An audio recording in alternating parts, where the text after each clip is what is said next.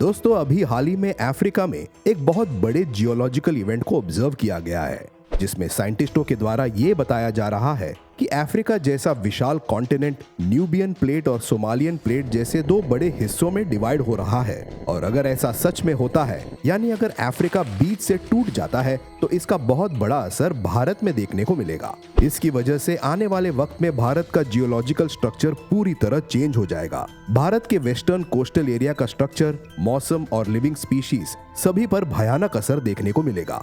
लेकिन आखिर साइंटिस्टों को कैसे पता चला कि अफ्रीका बीच से टूट रहा है? इसके भारत पर कौन कौन से मेजर इफेक्ट्स देखने को मिलेंगे और ये सब होने में कितना वक्त लगेगा? आइए समझते हैं इन्हीं सभी बातों को आज की इस वीडियो में। लेकिन अगर आप चैनल पर नए हैं तो ऐसे ही नॉलेजेबल वीडियोस देखते रहने के लिए सब्सक्राइब कीजिए रेडी स्टडी नॉलेज को और बेल आइकन दबाना ना भूलें। दोस्तों मई 2021 में अफ्रीका के कॉन्गो में लगातार महज 24 घंटे के अंदर 92 अर्थक्वेक्स को मेजर किया गया और माउंट नायरागोंगो में वोल्केनिक इरप्शन स्टार्ट हो गया, जिस वजह से 31 लोगों की मौत हो गई थी। वैसे सालाना ज्यादा अर्थक्वेक वाले देश की बात की जाए तो जापान में ज्यादातर अर्थक्वेक आते रहते हैं, लेकिन अफ्रीका के कॉन्गो में जो अर्थक्वेक आए थे उससे साइंटिस्ट में डर और चिंता थी, क्योंकि इन अर्थक्वेक्स की वजह से ईस्ट अफ्रीका और वेस्ट अफ्रीका के बीच में क्रैक्स फॉर्म हो गए थे, जो कि साफ इशारा कर रहा है कि अफ्रीका अब दो हिस्सों में बंटने वाला है। दोस्तों सबसे पहले अफ्रीका में बनने वाले इन क्रैक्स का पता ब्रिटिश जियोलॉजिस्ट जॉन ग्रेगरी ने लगाया था, जिसके बाद उन्हें ये समझ में आया कि अफ्रीका बीच से दो पार्ट्स में डिवाइड हो रहा है।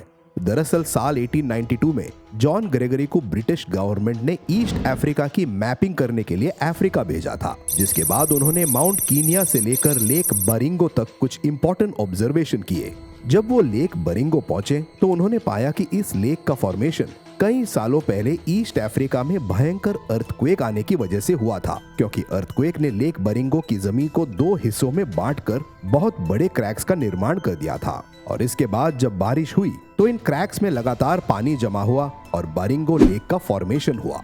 जब उन्होंने अर्थक्वेक की वजह से बनने वाले इन क्रैक्स को और डीपली ऑब्जर्व किया तो उन्होंने देखा कि इथियोपिया और मोजाम्बिक के रीजन्स में ऐसे ढेर सारे क्रैक्स मौजूद हैं, जो ईस्ट अफ्रीका को बाकी वेस्ट अफ्रीका से अलग कर रहा है। दोस्तों जॉन ग्रेगरी के द्वारा खोजे गए ये क्रैक्स वक्त के साथ साथ बढ़ते ही जा रहे हैं और साल 2005 में टेक्टोनिक प्लेट मूवमेंट की वजह से इथियोपिया के पास अफार रीजन में 56 किलोमीटर बड़ा एक क्रैक देखने को मिला। इस क्रैक की वजह से कीनिया का एक बहुत बड़ा मेजर हाईवे भी टूट गया। इस क्रैक को आज ईस्ट अफ्रीकन रिफ्ट या ग्रेट रिफ्ट वैली के नाम से जाना जाता है। दोस्तों अफ्रीका का टूटना बिल्कुल वैसा ही है जैसे कॉन्टिनेंटल ड्रिफ्ट थियरी के अकॉर्डिंग आज के अर्थ में अलग अलग कॉन्टिनेंट्स का बनना। आज से 200 मिलियन साल पहले जब अर्थ में सिर्फ एक सुपर कॉन्टिनेंट पैंजिया हुआ करता था, फिर टेक्टोनिक प्लेट्स की मूवमेंट की वजह से पैंजिया टूटकर दो मेजर कॉन्टिनेंट्स लॉरेशिया और गोंडवाना में बंट गया। इसके बाद कई हजारों सालों तक अर्थ में हो रहे टेक्टोनिक प्लेट्स में शिफ्टिंग की वजह से ये दो लैंड मासेस भी टूट टूट कर आज के north America, south America, Asia, Africa, Australia, Antarctica और यूरोप जैसे 7 कॉन्टिनेंट्स में बंट गया। इसके साथ ही जैसे जैसे ये कॉन्टिनेंट्स एक दूसरे से टूटकर अलग हुए, वैसे वैसे इन कॉन्टिनेंट्स के बीच में बड़े बड़े ओशियंस का फॉर्मेशन हुआ। इन सब कॉन्टिनेंट के बीच में अगर इंडिया के फॉर्मेशन की बात की जाए तो आज से 140 मिलियन साल पहले इंडिया अफ्रीका का पार्ट हुआ करता था। लेकिन जब गोंडवाना कॉन्टिनेंट टूटकर बाकी कॉन्टिनेंट्स को बना रहा था, उसी वक्त इंडियन प्लेट अफ्रीकन प्लेट से टूटकर यूरेशियन प्लेट की तरफ मूव करती है और फिर लगभग 55 मिलियन साल पहले यूरेशियन प्लेट से जा टकराती है। इस टकराव की वजह से टेक्टोनिक प्लेट्स में कन्वर्जन पैदा हो जाता है, जो कि विशालकाय हिमालयन माउंटेन का निर्माण करता है। और ये हिमालयन माउंटेन दुनिया के सबसे बड़े माउंटेन रेंज में शामिल है, जिसकी हाइट हर साल 1 सेंटीमीटर बढ़ रही है। दोस्तों अर्थ में होने वाले इतने बड़े जियोलॉजिकल चेंजेस की वजह से टेक्टोनिक प्लेट्स में लगातार मूवमेंट हो रही है।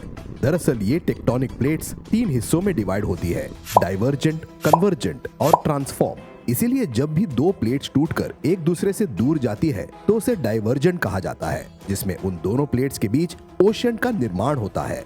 ऐसे ही अगर अफ्रीका में हो रहे टेक्टोनिक प्लेट शिफ्टिंग को देखें तो दरअसल वहां पर अफ्रीकन प्लेट बीच से टूटकर दो major new plates, Nubian plate और सोमालियन प्लेट का फॉर्मेशन कर रहा है, जिसमें न्यूबियन प्लेट नॉर्थ, साउथ और वेस्ट अफ्रीका के पार्ट को कवर कर रहा है और सोमालियन प्लेट ईस्ट अफ्रीका के पार्ट को। दोस्तों, अफ्रीका में बनने वाले ये क्रैक्स अफ्रीका के डिवाइड होने की तरफ इशारा कर रहे हैं, जिसमें हर साल इन प्लेट्स में 2 से 5 सेंटीमीटर तक के डिफरेंस को नोटिस किया गया है और ये स्पीड किसी आम ह्यूमन के नाखूनों के बढ़ने जितनी होती है। इसीलिए आने वाले वक्त में ईस्ट अफ्रीका पूरी तरह सेपरेट होकर इंडिया से टकरा जाएगा।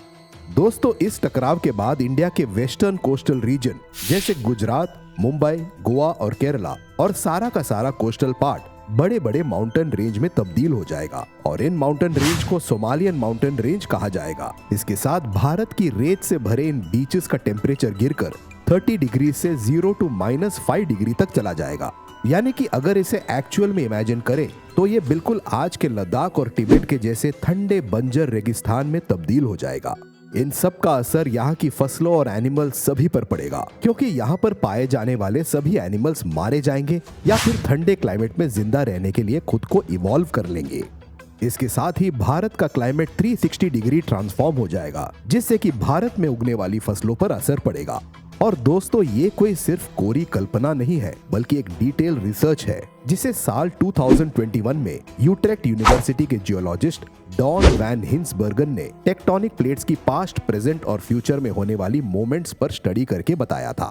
लेकिन दोस्तों, घबराने की कोई जरूरत नहीं है, क्योंकि इस पूरे फिनोमिनन को होने में अभी लगभग 200 मिलियन सालों का समय लगेगा और तब तक तो हम ह्यूमंस हायर डायमेंशन सिविलाइजेशन बन जाएंगे, जो दूसरे प्लैनेट्स में रहने के लिए अपनी कॉलोनीज बनाने लगेंगे।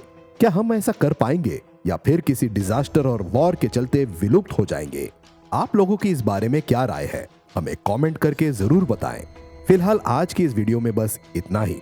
ऐसे ही नॉलेजेबल वीडियोस देखते रहने के लिए सब्सक्राइब करें हमारे चैनल रेडी स्टडी नॉलेज को और बेल आइकन दबाना ना भूलें।